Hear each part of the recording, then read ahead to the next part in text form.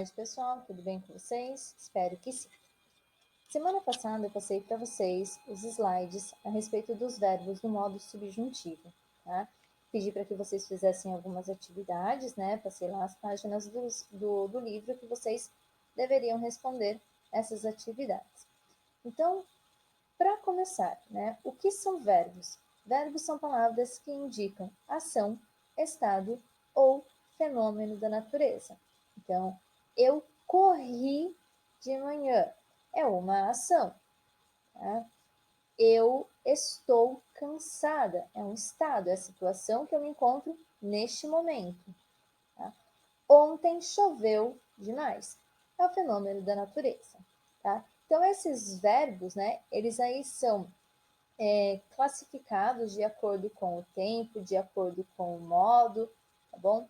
E aí eu preciso lembrar lá da forma genuína do meu verbo, né?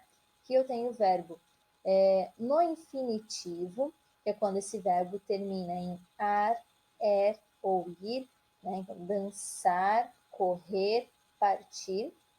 Eu tenho o verbo no particípio, quando ele termina em ado, ada ou ido, partido, coroada, encontrada. Então, eu tenho esse no particípio e no gerúndio, que parece que a ação ela ainda continua. Bom, estava caminhando pela rua, vou correndo ao seu encontro. Então, no gerúndio, normalmente, né, eu tenho aí um verbo auxiliar. Aí eu vou ter essa minha locução adjetiva para indicar que essa minha ação ela continua, tá bom? Quando eu falo em modo verbal, eu tenho que lembrar que eu tenho três modos verbais. Eu tenho o indicativo, eu tenho o subjuntivo e eu tenho o imperativo. Bom, e dentro desses modos verbais, eu tenho também os tempos verbais: pretérito, presente ou futuro, tá? E esses verbos que eles indicam quando que essa ação aconteceu, se ela ainda está acontecendo, se ela vai acontecer e com quem essa situação, essa ação ocorreu, tá bom? Então, eu tenho aqui a classificação desses meus verbos, tá? Então, aqui, como eu já falei, classificação aí nos modos indicativo, subjuntivo e imperativo, e aqui é a explicação. O verbo no modo indicativo significa que aquela ação de fato aconteceu, tá? Ou está acontecendo ou vai acontecer, mas é a certeza, é a garantia de que aquilo de fato aconteceu. Eu dancei no show dos Los Hermanos. Então, realmente aconteceu. Eu canto muito mal. É a certeza do presente que, de fato, eu canto muito mal. Bom, eu dormirei na sua casa amanhã. É a certeza, tá bom? Já no modo subjuntivo, são aqueles verbos que eles vão indicar dúvida. A gente não consegue ter certeza porque eles dependem de uma situação, eles dependem de uma condição, bom? E para isso eu uso alguns macetes que eu já falo e já mostro aí para vocês. E os verbos do modo imperativo são aqueles verbos que indicam ordem, né? Abra a porta, pare de falar, pegue o lápis, copie a matéria. Então, são esses verbos aí que eles vêm apresentando a ordem, tá bom? Dentro ainda desse meu verbo aí, falando especificamente do subjuntivo, tá? Porque é o verbo que nos interessa neste momento. Então, ele apresenta variação em três tempos verbais. O pretérito imperfeito, e ele é imperfeito exatamente porque eu não consigo comprovar que aquela ação aconteceu, tá? O presente e o futuro. Então, são ações que eu também não consigo provar, mas a gente tem toda uma conjugação, tá? Quando eu falo em pretérito imperfeito, eu tenho um macetezinho aqui que facilita essa minha conjugação, tá? Eu já vou mostrar para vocês, só deixa eu sair aqui da frente da tela. Pronto. Então, assim, eu tenho alguns macetezinhos.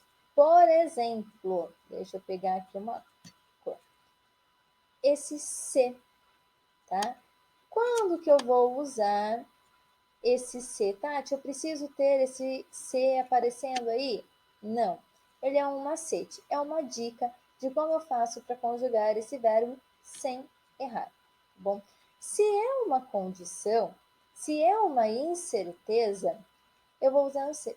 E se eu fizesse tal coisa? Bom, e se eu fizesse a lição? Então, eu tenho ele aqui, ó, conjugando. Então, olha só. Eu tenho aqui, né, os meus pronomes retos. Eu, tu, ele, nós, vós e eles. E eu tenho o C aqui. Ele não vai aparecer, tá bom? Mas se eu conjugar com ele, se eu lembrar que o pretérito passado eu posso conjugar com o C, vai ficar muito mais fácil para eu conjugar este verbo, tá? Então, com o verbo fazer, que é um verbo de segunda conjugação, porque a vogal temática dele é o E, tá? Então, olhem aqui. O verbo fazer conjugado no pretérito imperfeito, ele fica fizesse, fizesses, fizesse, fizéssemos, fizesseis e fizessem. Então, para eu conjugar de forma mais correta, para eu não errar, para eu não correr o risco de errar, eu coloco esse se aqui. Se eu fizesse, se tu fizesses, se ele fizesse, se nós fizéssemos, se vós fizesseis, se eles fizessem.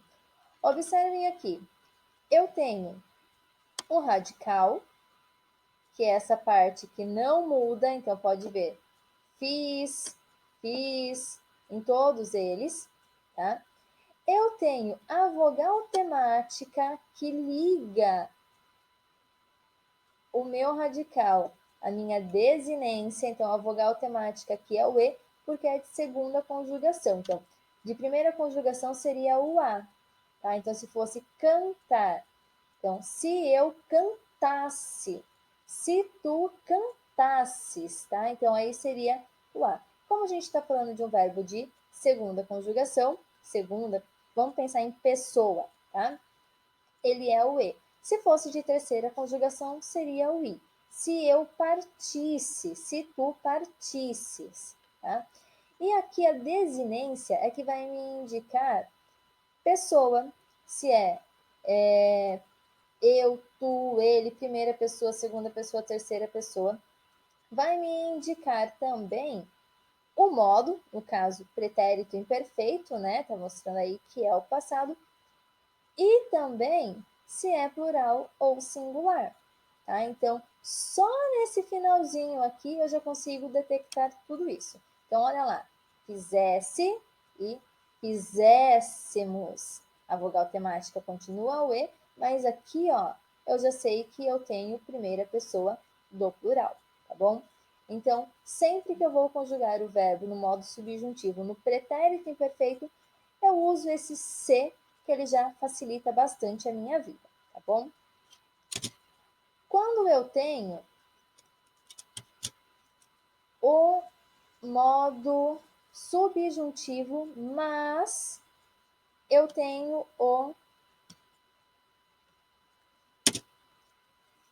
presente. Vamos lá.